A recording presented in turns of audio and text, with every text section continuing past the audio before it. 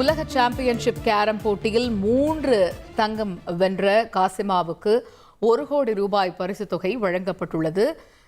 இந்த நிலையில் காசிமாவிடம் 1 கோடிக்கான காசோலையை வழங்கினார் துணை முதல்வர் உதயநிதி ஸ்டாலின். அந்த காட்சிகளை நாம் திரையின் வாயிலாக பார்த்து வருகிறோம்.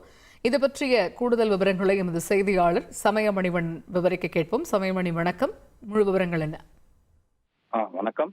6வது உலக கேரம் சாம்பியன்ஷிப் போட்டியில் அமெரிக்காவின் கலிபோர்னியா மாகாணத்தில் நடைபெற்றது.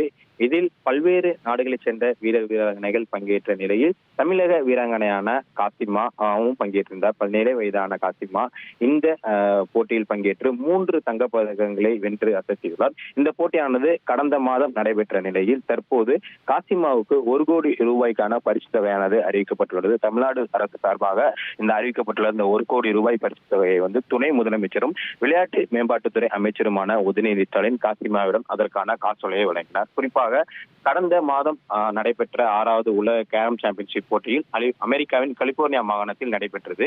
இந்த மாகாணத்தில் நடைபெற்ற இந்த போட்டியில் தமிழக வீராங்கனையான சென்னை சேர்ந்த காசிமா மகளிர் தனிநபர் இரட்டையர் குழு என 3 பிரிவுகளிலும் முதலிடத்தை வென்று 3 தங்கப் பதக்கங்களை வென்று அசத்தியுள்ளார். காசிமாவிற்கு தொடர்ந்து முதலமைச்சரும் துணை முதலமைச்சரும் தொடர்ந்து வாழ்த்து தெரிவித்திருந்த நிலையில் அவருக்கு தற்போது பரிசு தொகையானது அறிவிக்கப்பட்டுள்ளது. குறிப்பாக 1 கோடி ரூபாய்க்கான பரிசு தொகையானது அறிவிக்கப்பட்டுள்ள நிலையில் அதற்கான காசோலையை தற்போது துணை முதலமைச்சரும் விளையாட்டு மேம்பாட்டுத்துறை அமைச்சருமான உதயநிதி ஸ்டாலின் காசிமாவிடம் வழங்கியுள்ளார். காசிமா சென்னை புது வண்ணாரப்பேட்டை சேர்ந்த ஆட்டோ ஓட்டுநரின் மகள் என்பது இந்த விஷயத்தில் இந்த சம்பவத்தில் குறிப்பிடத்தக்கது.